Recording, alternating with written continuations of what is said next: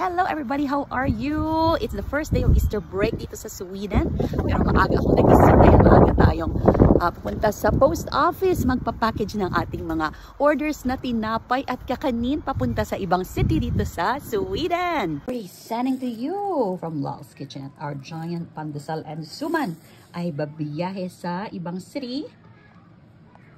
At least 24 hours ang biyahe nito kasi padala natin siya through the post office. Yan, papackage natin. Repeat order actually. Ating customer. Ang suki natin galing sa ibang city. Yan, alam nyo bakit giant ka pandesal? Mas malaki pa ito sa aking palad. O, tingnan nyo. Yan. So, patikimin natin ang ating suki. I hope masarapan sila at ang quality sana ganun pa rin pagdating.